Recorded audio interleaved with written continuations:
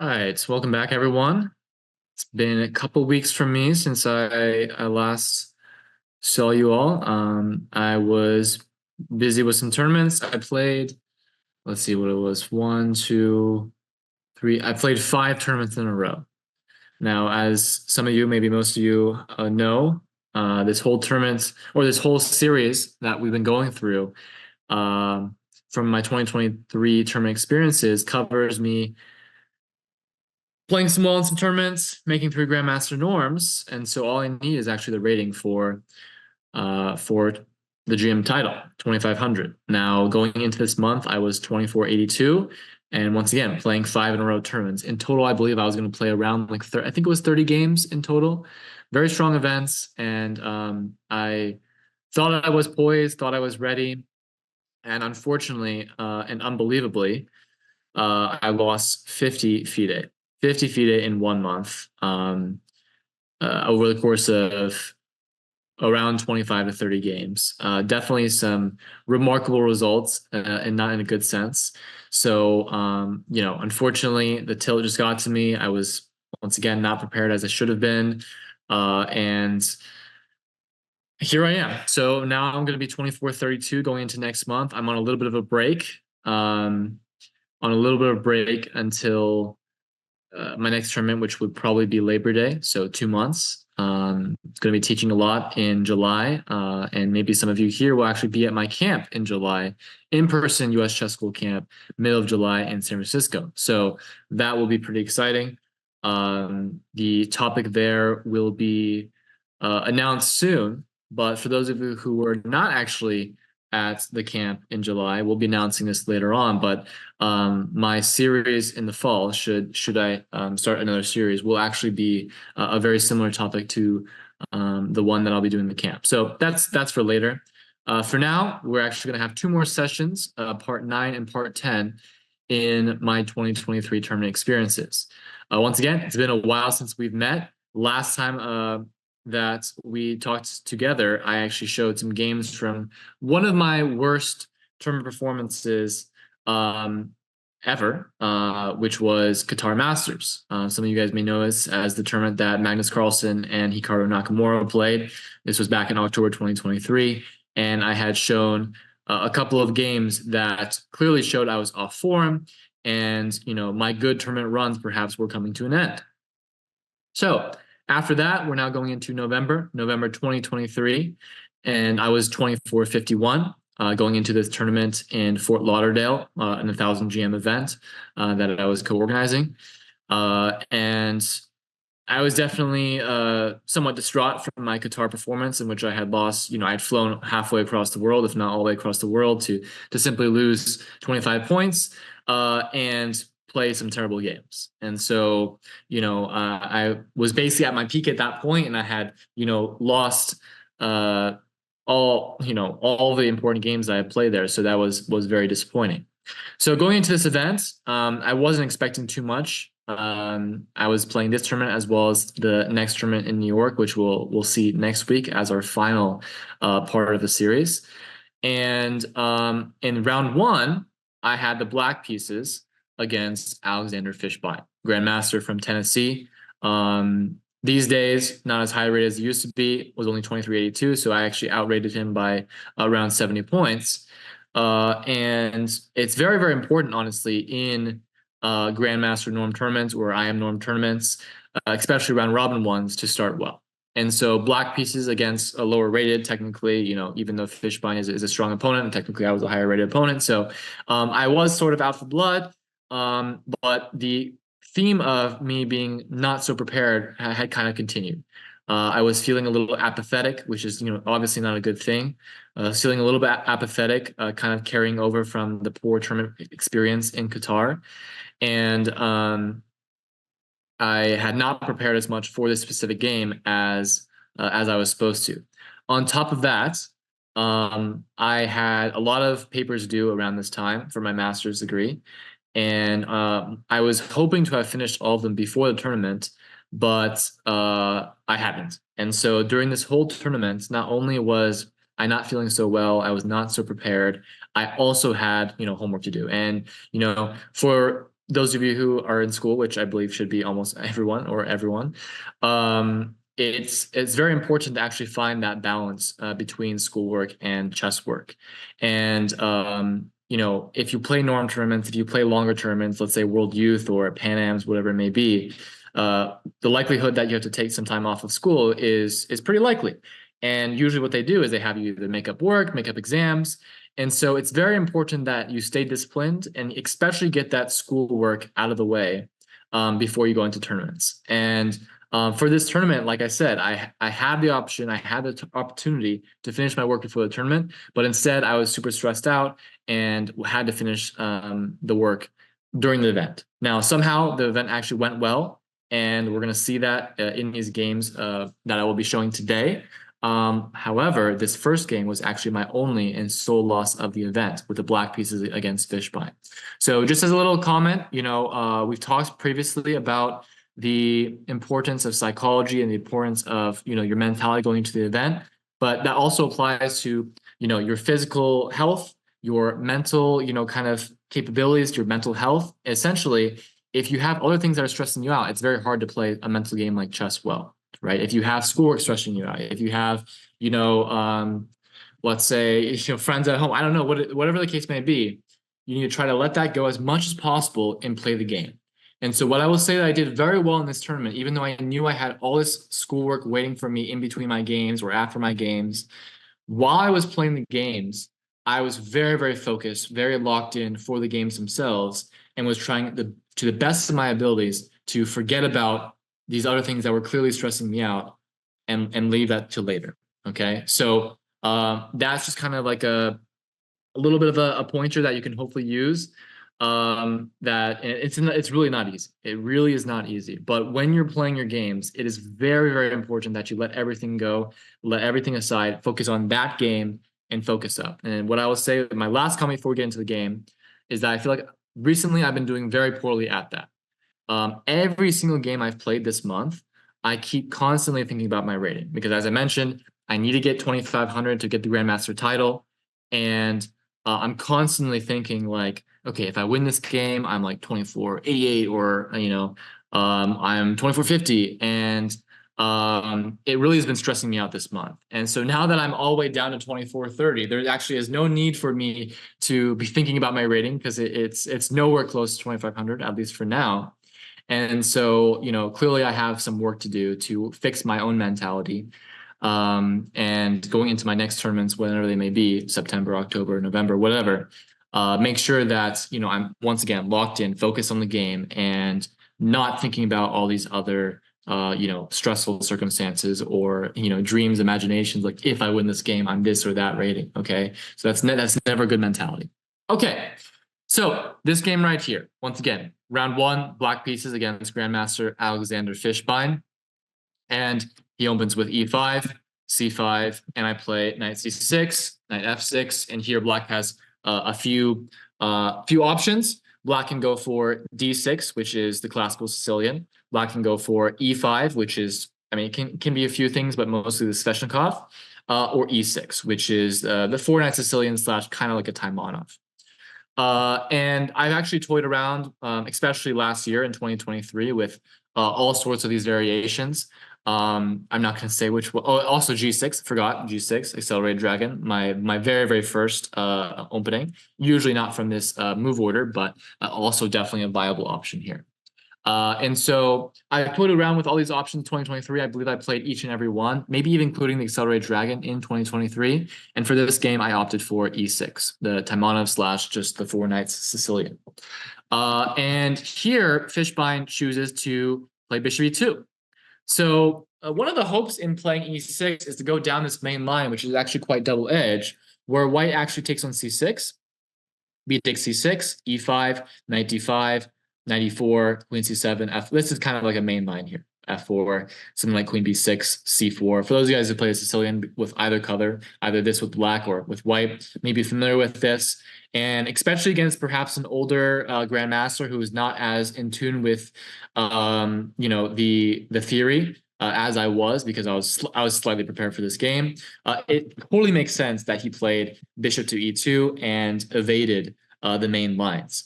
Now, I will say actually bishop e2 is quite a dangerous line, which we'll actually see in this game as I get blown out of the water in this game. But what's really bad about this game and really, really bad about my preparation is that actually Fishbein has played bishop e2 before, and simply because I did not have the right amount of preparation before the game, I was totally unprepared for bishop e2. The extent of my knowledge of bishop e2 was I played bishop e4, and that's it. All that I remembered was that I played bishop b4, white castles, and I have the option of taking on c3 and then taking on e4. That's literally all I remember. All I remembered was this, that I can take on c3, take on e4, and I need to know a couple more moves here to basically, not get mated or not be in big trouble, right? So this was the theory, and for whatever reason during the game, I didn't want to play the most testing line, and I chose to instead play castles, which ends up being a very, very poor decision. Not just because it's not the main line or it's not how black should play, but also simply because I knew what the main line should have been. And what I've said, maybe I think it was 2 or 3 classes ago, is that if you have confidence in your play, confidence in how you can fix or kind of navigate through the opening on your own, not just with computer preparation, but actually on your own, then here what would have happened is that I could have taken on c3 and then simply taken on back on e4. And even though I didn't know the specific variations, I should have had faith and confidence in myself to find the best moves. And so basically what happened here is I played castles. I played castles, which is an inferior move. And the only reason I did that was fear of needing to find the best moves in a complicated position. And my hope in this case was to also take Fishbein out of his preparation and essentially, for us to play a game. In reality, it was not a game at all. I got completely destroyed, and we will see this. So white takes on c6. Now that black is castled, it is definitely a possibility that black should be threatening to take on c3 and then taking back on e4. And so white captured on c6, captures, and now trades the queens and goes e5. All right. So if you guys will notice, the structure here for black is solid, but not ideal at all with this light square bishop. Now, if this light square bishop and this light square bishop were traded off, actually black potentially could even be better here, especially because I have the option of taking on c3, which is what I did. But because of my c8 bishop and how this will disrupt my development as well as coordination along the d file, black is really struggling. And I had calculated this ahead of time when I had played castles, and I thought as the game went, I could take on c3, take on c3, and then play knight d5. And this is how the game continued.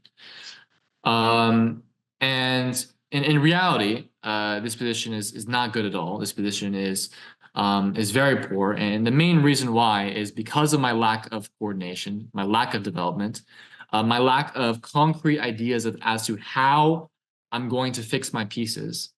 And even though white has, let's say, a weaker pawn structure because of the double pawns, white has the bishop pair, white has easier access to the open d file, and we will see in this game how I get absolutely destroyed.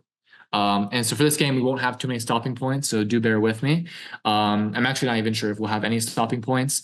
This game is mostly just demonstrating my frame of mind going into this tournament and how in the later rounds I was able to turn around.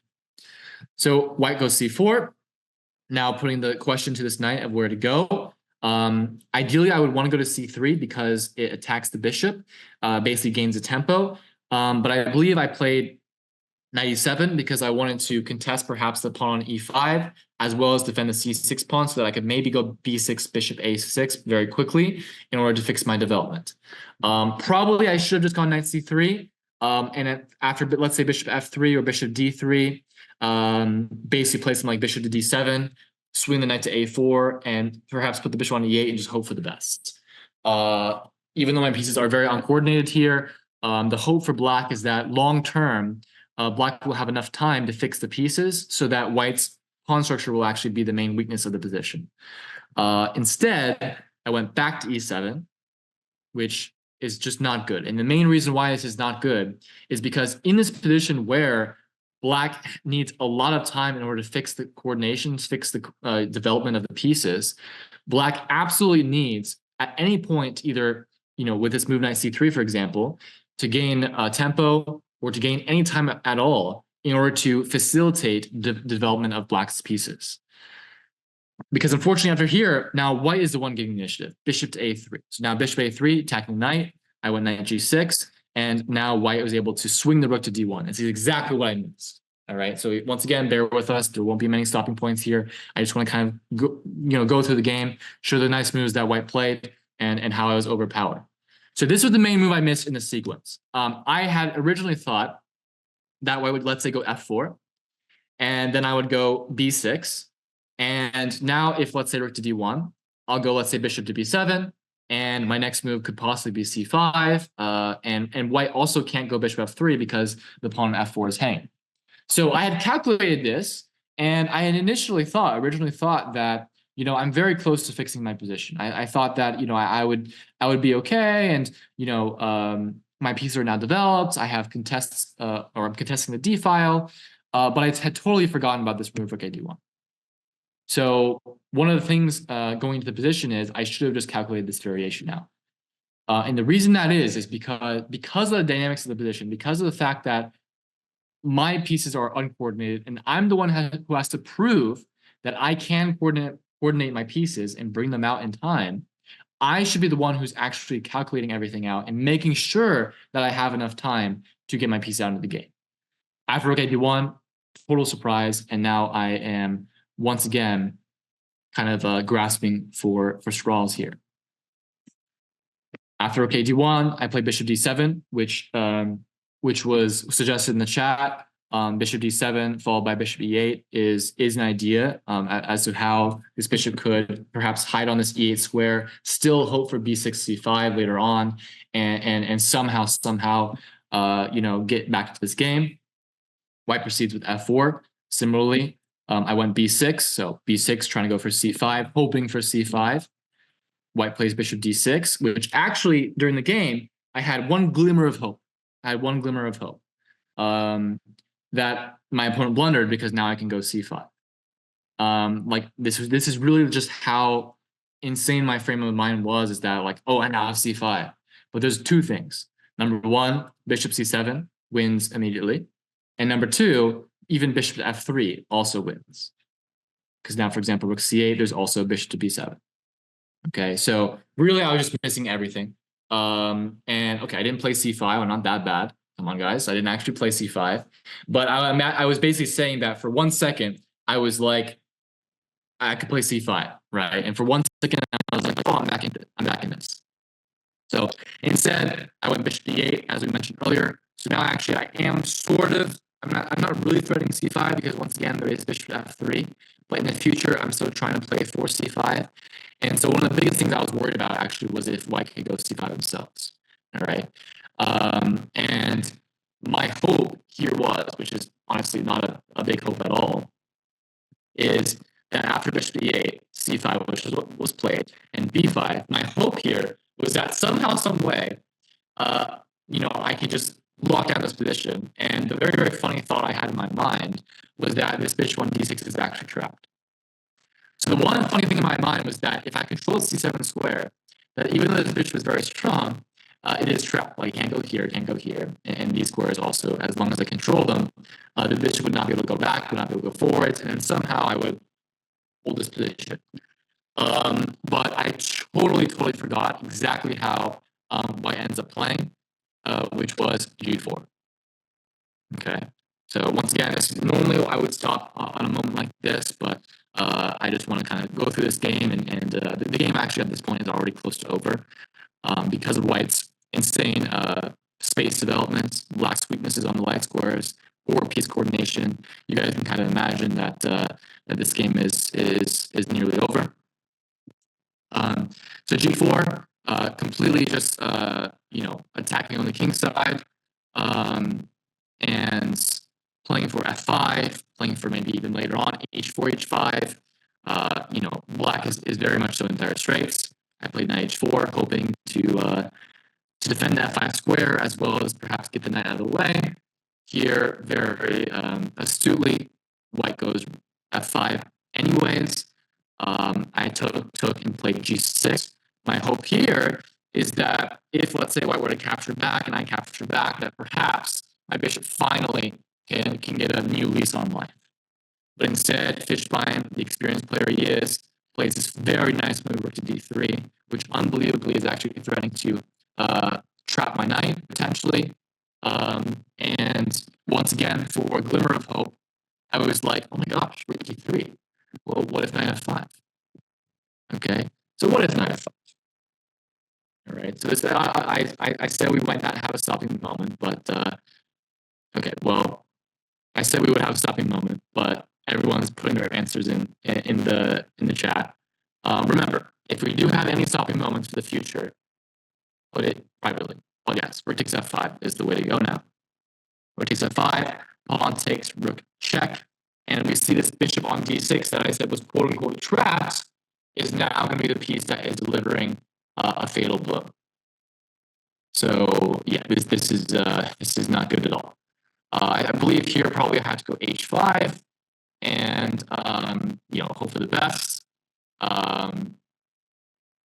Yeah, I wasn't anticipating having a stopping moment, so that's why I did not turn off group chat. But in previous lessons, people have been a little bit better about putting the answers in group chat.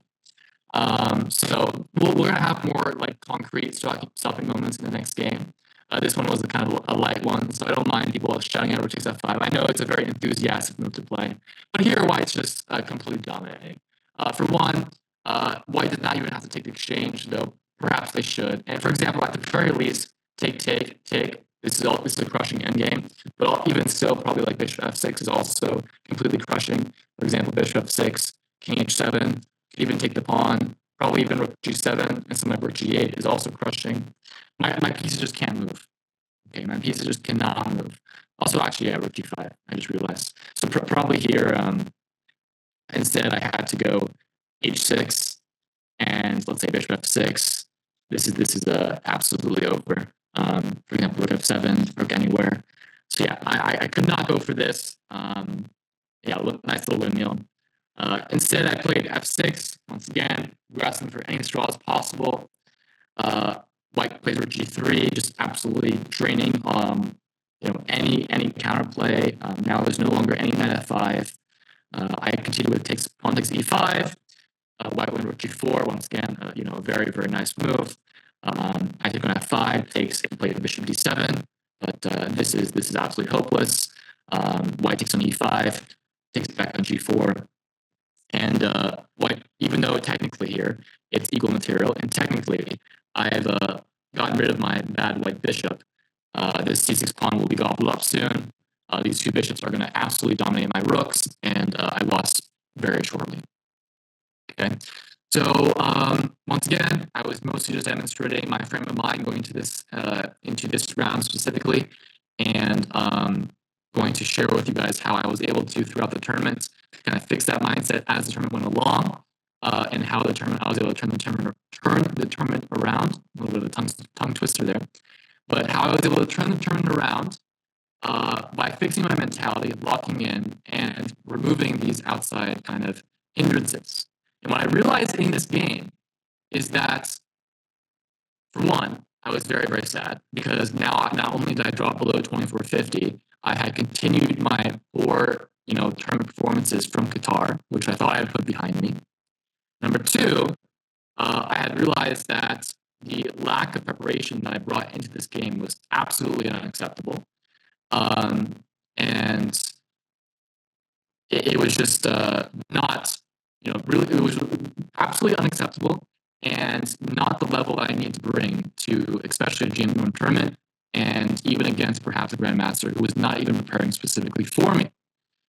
And so for the rest of the tournament, now we're going to get to the next set of games. For the rest of the tournament, and this will be the next game right here, the rest of the tournament I locked in. I chose that during the game, I would not think about the stressful homework. I would not think about, I was co-organizer, so I would not think about, the emails that I got about the tournament. I would focus on the game itself and let all these other distractions aside. Okay. Fast forwarding now into, I believe this was round 5 or 6. So the next couple of rounds were actually quite uneventful. Round two, I drew Kostya Kavutsky. Very, very back and forth game that I probably should have won, but I made some mistakes, and so that was also a bit of a disappointment that I had not won a much better position. So now I was on half out of two. The game after that, I had drawn a Grandmaster, so then I was 1 out of 3. The game after that, I believe I had drawn another Grandmaster, so I was 1 half out of 4. I think that brought us down to this game right here. So if I'm not mistaken, I was on 1.5 out of 4, with the GM norm being 6.5 out of 9, meaning I would have to win all the rest of the games to make it to Grandmaster norm. Now I might be getting it a little bit out of order. Maybe this game was round 4 or 5. But regardless, I was what it seemed like completely out of norm contention.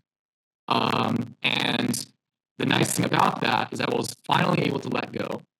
I was finally able to let go of my anxieties and my kind of like stress about the tournament itself, and was able to focus on the games, let go of the other stresses, and play chess. And at the end of the day, one of the most important things about chess is being able to clear your mind and being able to focus on the game at hand. And whether it be thinking about rating, whether it be thinking about norms, whether it be thinking about your homework, whether it be thinking about the lunch that you had, all these things can distract you from what's really important, which is the moves you're about to play, the moves that you're about to calculate, and your overall mentality towards the game itself. Okay, and so going forward from round 5 onwards, I really made that switch. And not only that, I had very, very kind of concretely told myself that I will prepare for these games. I will focus up, and then whatever happens as a result of that, I can accept. What I cannot accept is if I don't prepare for the game, is if I'm letting these distractions get to me, and then I have a bad result. Because these are things that can be avoidable. If you don't put the preparation in, or you let them stress you out, or you know that you're not taking the game seriously, and you lose the game, it's to be expected. I mean, you cannot necessarily expect good results if these other things you're letting kind of take control of you. And to be honest, this past month, that's kind of been me. All right. I know that I've been teaching you guys about mentality and everything. It's harder said than done, or it's easier said than done. Sorry. It's much easier said than done. And this month specifically, I've been letting the tilt, playing freely, even though I should be locked in and focusing on the game. It's really hard. It really is. And it's going to take a lot of experience to get to that level. But thankfully, for this tournament and for the next games I'll be able to show you, I was able to do that and able to focus on the games. And now we reach this position right here. Okay. So once again, I'll now, okay, so only private messages now, because we're going to have a few stopping moments for the next couple of games. And the chat has been flowing quite freely, but now it's time to focus and think about these positions that are at hand. So if you guys have noticed, in the time that I was talking, white is up a pawn. And even though white is up a pawn, the e5 square is controlled. Black's knights are quite tricky. And my light square bishop perhaps is not doing so much at the moment. And in positions like this, when you are up a pawn, especially in an endgame, it is very important that you have your plan forward. You have your plan forward, your kind of winning plan, how you think you're going to win the game. And just overall, you need to make sure that, you're not just playing aimlessly. You're not just moving around and, you're making kind of just moves for kind of no reason. Because if you do that, then at some point, Black can take over. For example, in this position, let's say I were to make another shuffling move, let's say bishop to d1, Black could immediately come in with knight e6 check, kicking my king back. And for example, let's say knight e5. Maybe not now, or maybe even king e5, right? King e5. And now maybe even Black's starting to take over. I don't think White's in danger of losing, but definitely White now has to be careful to not, let's say not lose his pawn or let the king infiltrate. So, it's very important that you don't just simply drop the ball, even for one move, and focus up. Okay. So stopping point right here. I'm going to give everyone 2 minutes. Let's go with 2 minutes. Give me your move. give me what you've calculated, and we'll take it from there. All right. So 2 minutes here, white to play, and we'll check back in after that.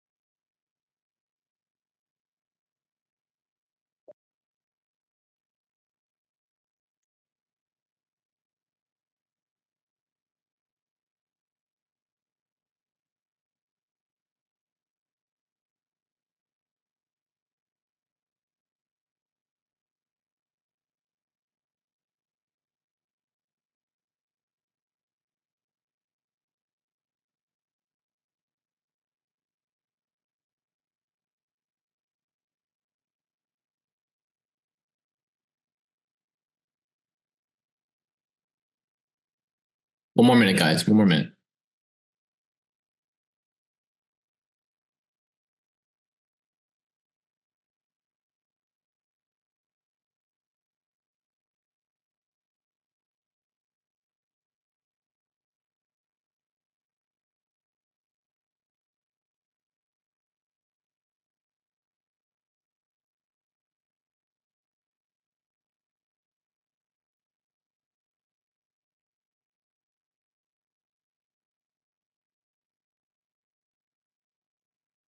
Few more seconds. If you're typing anything, get those answers in. Seeing a lot of good answers.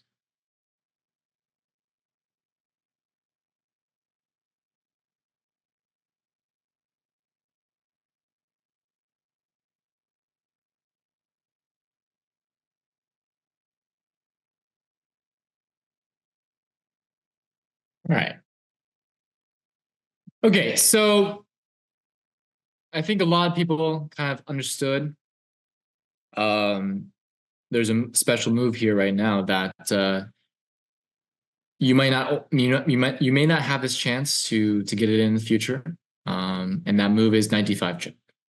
Now, what I would say about this is that it is fairly easy to see the move 95 and to make a kind of guess as to the efficacy of the move. And what I mean by that is it's pretty easy to understand that if 95 take EXD5, you also win the B5 pawn, and you can kind of make a guess. Now, if this was your real game, I would highly encourage you to not make a move like 95 just in vain, and simply see that, oh, I'm going to take on D5 with the E pawn, and I'm going to take on B5 with the bishop. It's very, very important to actually calculate it. And the reason why I say that, for example, right here, I had the possibility of playing 95 here as well. And I spent around, I think it was 5 to 10 minutes calculating here. And I don't specifically remember exactly what it was, but I calculated some variations where my pawns actually do get stopped by black's 2 knights. There was a couple of them, and black had to be very precise, but there were some variations where that was the case. Now, of course, with the bishop on e2, and the black's knight on d8, meaning that after knight to d5, which is what I played, should black take on d5 and white takes back, not only has the bishop from d1 come to e2, so it could take immediately, this down on d8 is also a very bad piece, being completely boxed out by the pawns. So for those of you who gave the variation knight d5 and said c takes d5, e takes d5, we're going to take on b5 next, and we have 3 connected passed pawns, while that suffices here, what I encourage you in the future to do is to really think about the position more. Now, of course, we only had 2 minutes, and we're going through these positions a little bit faster.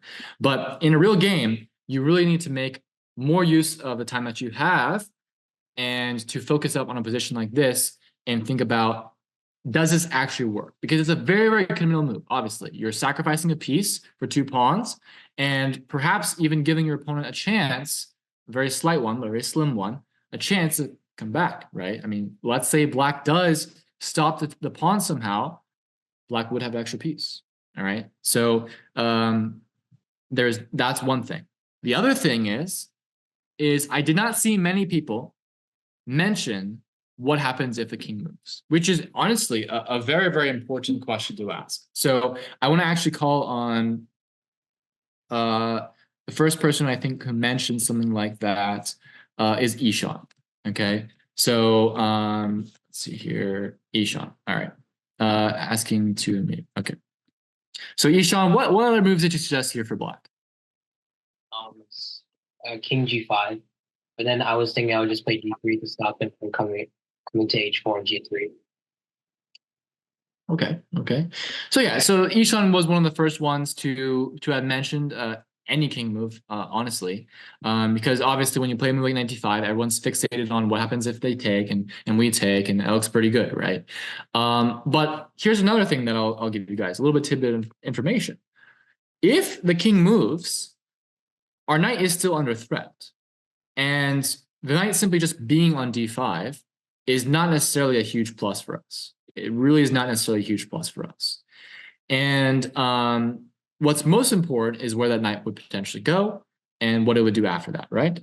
So the important question to ask is, let's say the king moves somewhere.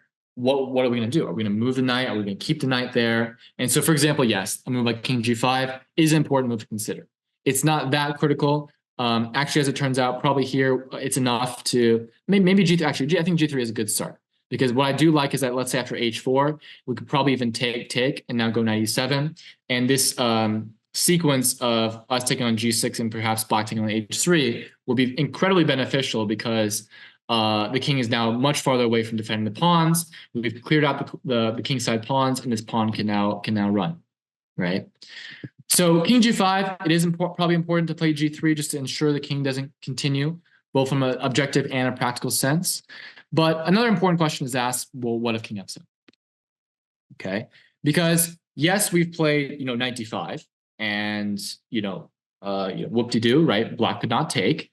And while that did need a bit of calculation, most people got it correct that intuitively black probably should not take and give us the 3 connected pass pawns. But the important question is now, right? What are we now doing that we have brought the knight into the position?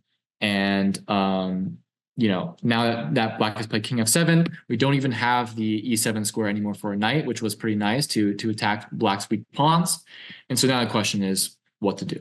Okay, so my hope is that some of you had considered this, and I'm now going to be throwing the question back to you guys for what white should do.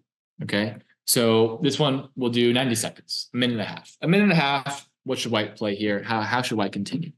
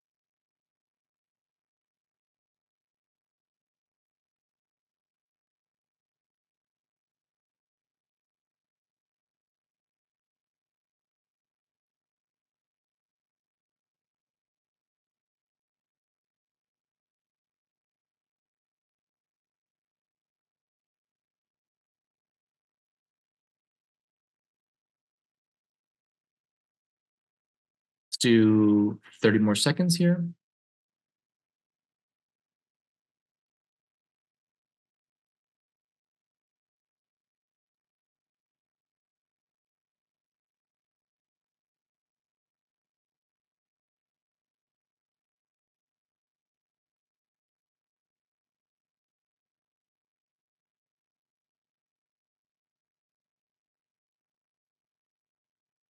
All right. So seeing some interesting answers. For example, a few people wanted to just keep the knight on d5, which is very fair. For example, if you just keep the knight on d5, the whole point is that, well, the knight is controlling a lot of squares. For example, keeps the king from coming to f6. Maybe even also keep the king from coming to e6, because then we have knight c7 check as a possibility. So I saw a few people trying to mention g4, which is definitely an idea. Okay. Some other people had mentioned places where the knight could go. b6, c7, maybe even back to f4. Some even said back to c3 to try and sacrifice on b5.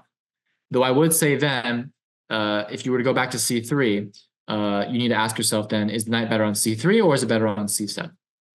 Okay. So what I will say is this. What is our goal? Our goal here is to advance the e-pawn. That is our goal, right? We want to advance the e-pawn, and that is a pawn that hopefully will be queening and winning us the game. Okay. To do that, we have now controlled the e5 square. This honestly was the most important square. The king on f6 was lodged there, and it had looked like would never get removed from that square, because we had the knight on e3, which was hoping to hop into the d5 or g4 squares, which were both covered by these pawns. All right, now that we've successfully gotten knight d5 in, the king no longer is on f6, which means that we have more access to the e5 square to potentially push e5. However, after that, we then have a similar problem of now getting to the e6 square. Okay, and so the knight on c7 actually would be a very, very ideal square, not only for potential sacrifice on b5, should we think it's necessary, but also to control the e6 square. All right, so the next question then is, if knight c7, there's a very, very important move that we must consider, which is knight e6. Because if on the off chance black is able to trade these knights and once again still control the e5 square, still control the game, then it's possible that it will be immediately a draw even. So I'm now going to give it to Eric. Oh, there's two Erics. Let's see. All right, I don't know. I'll unmute. There's two Eric Lewis. Okay, so I'll unmute one of them. What could white play after 96? Take. How does white proceed? So I unmuted one of the Eric Lewis. I'm not sure which one was the one who actually answered. Well, it's the correct one. So now, g4 threatening g5, and once we go g5, we prevent the king from going to f6. So then we can maneuver the bishop to b3 and force the king back and win that way. Okay. So for example, your move is g5. Black obviously cannot take immediately because then we play bishop takes g4, and then capture on d7, right? So black probably goes h4, I assume is what you were calculating, right? Yeah. And your suggestion is g5 there. Yeah. Okay, and so let's say black goes 95. Your move is then bishop d1. Bishop d1. Yeah, exactly. All right, so very good, very good. And this is actually very important. And I saw a few people who mentioned knight c7 as like a good square for the knight, did not follow up with this very, very key variation of 96. Because as I mentioned, if black, let's say, was able to get 95 in time and to also get the king to f6 in time, perhaps, and then white is not able to get g5 in, we're asking for a lot here, but if that is possible, then white perhaps would not have any entry points in. Okay, so g4 is a very, very important conclusion. And after h4, remember, black cannot take because bishop takes and then trading. White goes g5, once again controlling the f6 square, so that white can either go bishop g4 or the very neat after knight e5, bishop to d1, and there we go. Obviously very important, we don't go bishop g4 here. That would be a very tragic move that actually, in fact, loses. Okay, so yes, very, very good. So instead, my opponent after knight c7 plays king f6. Okay, and so now I'm going to hit it back to you guys. 1 minute. Okay, 1 minute here. This will probably be the last stopping point of the game. So actually, sorry, we had one question before we continued. Someone's asking what is the problem with the move knight f4, which is actually another one of the options that I could have played. I just felt that on c7 there was a bit more flexibility with potential sacrifice on b5, as well as the fact that now after king to f6, if I ever wanted to dislodge the king, the only square I can now go to is back to d5. Okay, with knight on c7, I could still go back to d5, but also even to e8. Okay, so when you're in these types of positions with limited pieces, you want to think about the squares that maximize the potential of your pieces. So now on f4, yes, it still controls e5 and potentially e6, but the knight on c7 has multiple facets. Yes, e5, e6, also potentially even sacking if I ever wanted to, as well as also knight e8. So knight f4 is not a bad move, but it's not as flexible. King f6. Okay, so once again, probably this last stopping point of this game right here, white to play. How do we proceed?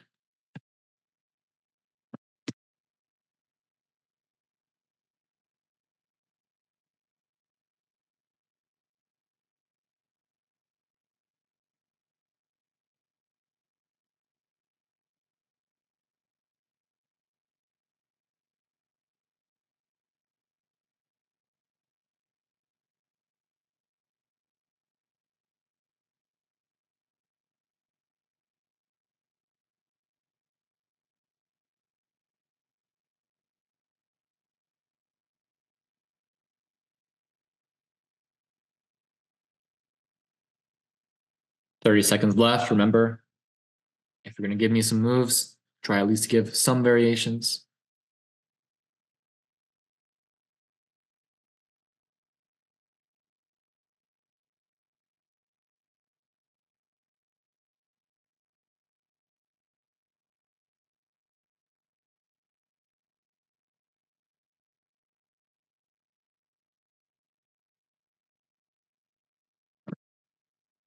So I'm seeing some good ideas. I'm going to send it over to the top side. I think it was. Okay, what would you like to play? I played g4 Okay, and why is that? because I want to open up the g4 square for my bishop. Okay. And So, for also- example, if black were to take, you would take back the bishop, right? Yeah. Okay, so let's say black goes h4, which is probably, once again, it's the same theme. Black puts the pawns on dark squares, tries to control g5, so h4. Then I would go g5, and then after king takes, then e5. Okay, and you're willing to sacrifice that pawn for the passed e pawn? Yeah, because if of course black can play king f5 because of bishop g4 and e6, black can't do anything about it. Well, I guess they can go knight f8 and then bishop g4. That would be very hard for black to play. Yeah. All right, very good. I think quite a few people had gotten this, but I think that Datasai was the first one. And the main move was g4 here. Okay, so there was a few other ideas. We actually don't need to necessarily rush g4. For example, a few people gave bishop d1, which is also sufficient. The main reason why bishop d1 is a rather nice move is because it's prophylaxis against knight e5. And this is actually the main thing that we need to prevent. Because, for example, let's say we played, I don't know, there's actually not that many bad moves here for white, to be honest. But let's say bishop d3, I don't know. Now 95 could be annoying because after 98, king e6, the king actually can stay in contact with the knight. But for example, if you went bishop d1, 95, 98, king e6, we actually do have bishop b3 here. So that was also another move, but g4 is very, very direct. My opponent went h4, and here I did actually go with g5. Quite a few people were mentioning why not e5 first. e5 is totally fine, and it's pretty much the same, actually. It would transpose. I just thought g5 was more accurate because it actually gave me some more flexibility. In case the king goes back, I actually don't have to play e5 here. So I don't have to commit to e5 necessarily if I don't want to, but I also could play e5 here. And I basically calculate after king takes, this loses because of e5, or actually even bishop g4 first, both win. Okay. So yeah, there's nothing wrong. A few people are asking, there's nothing wrong with bishop d4 first. Bishop d1 first instead of g4. It's just that I saw the direct win with g4. And so, I mean, sometimes the easiest thing to do is if you see the direct win, there's no need to kind of like basically, it's not wasting time because bishop d1 is a good move. But if you see the direct win, play it. You know, trust your instincts, trust your calculation, and as long as you're not, being impulsive and missing something straightforward or missing a resource for your opponent, then going for the straightforward win is sometimes the best way to go.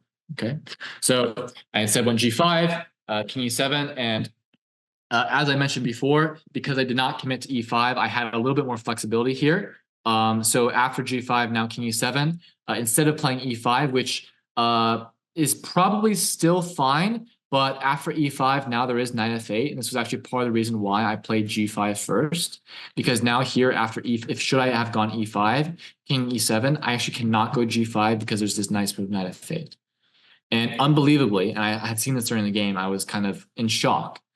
If I do go bishop g4 here, black can go knight e6, take, and this is drawn, right? Because it's kind of one of those king pawn endings where I don't have access into the position. I believe this was the case. So yeah, I was completely in shock that this was a draw. And yeah, someone's mentioning, let's say here. But I mean, black doesn't even have to stalemate the king on h4. Black could even go king f5 too. Is also fine. So yeah, that was a little bit of a small shock for me when I was initially calculating. But this is exactly why I played g5 first. And here I did the very nice bring the knight back, and I took on b5, which actually, as it turns out, was wait, no, I did not. Sorry, I did not play that. There was a mistake actually. I don't know why it came. No, I played knight d5. That's what I thought. Yeah, I played knight d5, right back to d5. Okay. Yeah, for some reason the game is actually entered in that I took on b5 because there was a DDT error, but in fact I did play knight d5. Yeah, so I played knight to d5, and here black is basically obliged to take. Should black have gone, let's say, king to f7, now I can finally go bishop to g4. And this is a very, very nice insertion because let's say now black goes knight f8. I can actually even here play like knight, or I guess king e5. Now king e5, king comes to d6, same thing. If capture. These knights are so bad and they can't control the pawns. This bishop also is very, very good and way too overpowered. Okay, so instead my opponent finally I think gave in. Oh yeah, I keep clicking through because I think the game is inputted. So my opponent finally gave in, took the pawn. I took back, played knight f7, and I took the pawn on b5. And eventually over the course of the next few moves, I was finally able to overpower, and the pawns were able to queen. And I went on to win the game. So kind of just very, very technical endgame position that demonstrates the importance of having a clear winning plan with this move knight to d5, bring it to c7 to control the e6 square. This idea of g4, g5, clearing squares for the bishop, right? With our opponent's pawns on these light squares, what he was attempting to do was to control and to contain my bishop. And so that's why this g4, g5 was so important. And then all of that coupled with some good calculation at the very end to not be too hasty with pushing the e-pawn, and to instead, once again, sacrifice the knight back on d5 in order to finally force black to take and then eventually win the game. And so hopefully this game highlights how I essentially was in a better frame of mind for this game.